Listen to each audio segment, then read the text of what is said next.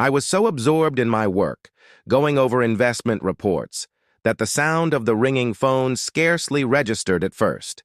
I was so preoccupied with numbers, tactics, and projections that I didn't look at the screen until the third ring.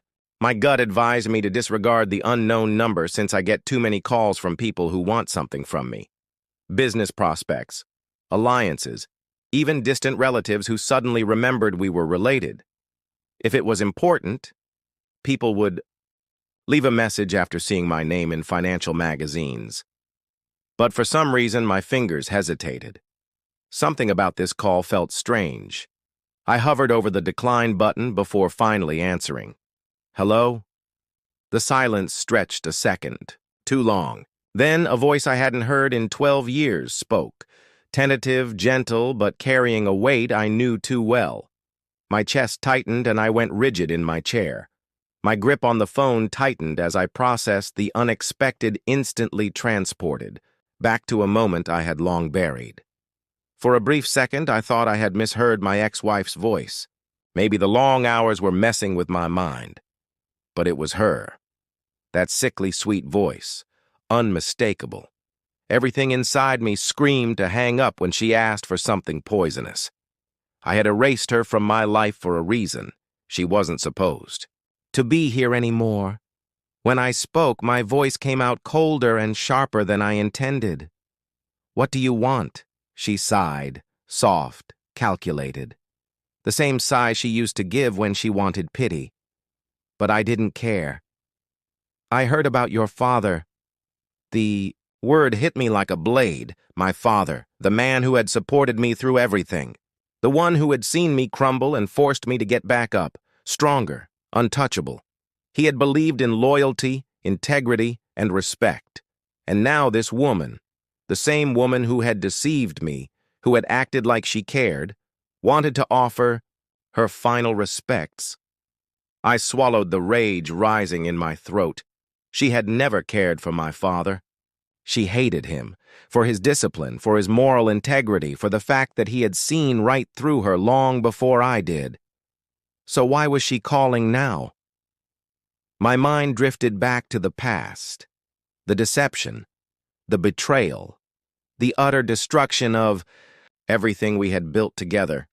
For 10 years, she was nothing but a ghost. And now she was calling me, using words that chipped away at the walls I had so carefully built. A foolish, naive part of me, the part that once loved her, wondered if she had changed, if there was even a sliver of sincerity in her voice. Then she spoke again. I'd like to meet. Her voice carried that familiar, seductive edge. I should have said no. I should have blocked her number, told her to go to hell. But against my better judgment, I hesitated. I could hear the triumphant smile in her voice when I agreed. She gave me a time and a place, a high-end restaurant downtown, close to my office. She had planned this, and yet I still said yes. I told myself I was just curious, that I wanted to see what kind of person she had become, what game she was playing now. But deep down I knew. This wasn't about closure. This wasn't about catching up. I was walking straight into her trap, and I had no idea what was waiting for me on the other side. I remained silent and waited for a moment of silence. Her voice sounded softly over the line, unsure if we should speak. I let the words linger in the air, relishing them. Then, after a protracted silence, I laughed. And then, the game went on. Let her words hang. We need to talk, she said. Her voice was altered, less self-assured, less in control, almost uncertain. She was the kind of person who wouldn't have hesitated. If this conversation had happened 12 years ago, she would have known exactly how it would proceed. She always thought she had the upper hand, always believed she could manage a situation to her advantage. But now, she wasn't so sure anymore. I slumped back in my chair, staring at the metropolitan skyline through the floor-to-ceiling windows of my office.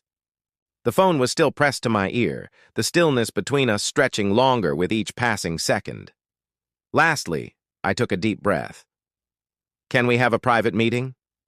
I assumed that last night's grand reunion plan hadn't gone as expected, but she couldn't see the smirk on my face. I didn't fall for the ruse, but that one word got my attention.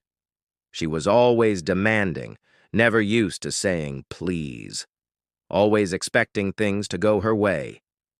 But now, there was a crack in her voice. Something was off, and it piqued my interest. When I asked, she let out a breath, one that seemed like she hadn't anticipated I would agree. There's a quiet, private bistro on West 45th. I should have hung up the moment I saw the unknown number on my phone screen. Really, I didn't know anything about her anymore. But something told me this wasn't about us. It wasn't nostalgia. She needed something, whether it was regret, desperation, or just another move in the game she thought she was playing. I wanted to know. So I said, "Tomorrow at noon." Then, before she could say anything more, I hung up. I wasn't about to give her control over this conversation. Not again. The next day, I showed up to the cafe 5 minutes late. A reminder that she'd have to earn my time. She was already there, seated at a table in the far corner, her hands wrapped around a cup of coffee. The moment I walked in, she looked up, and for the first time in 12 years, I really looked. At her, she was still beautiful, but something had changed, not in her features, but in her eyes. People don't look tired from just a lack of sleep. No, this was different. This was the exhaustion of someone life had worn down, and for some reason that shocked me. I sat down across from her, saying nothing. She exhaled softly, set her coffee down, and spoke. "I need help." I raised an eyebrow, amused. Then I chuckled softly and shook my head. "That's amusing." She winced, barely, but I caught it. She knew how absurd this was. I leaned back in my chair. "If you're coming to me, of all people, then your world must be falling apart."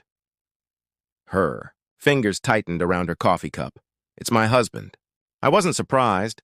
I had seen the cracks forming when I sat across from them in that restaurant years ago. Like I knew, back then, that something was off. Still, I never thought she'd shatter this quickly. "How about him?" I asked. She hesitated, like she had too much to say. Then, quietly, she admitted, "He's in trouble. Financial trouble. A bad investment. A bad deal. And now, everything was falling apart." I sighed and shook my head. "I assume he owes someone money?" She swallowed hard. "And I assume this is your way of asking for a bailout?" She didn't answer. She didn't have to. I leaned forward. "You left me for him. And now you're asking me to save him?"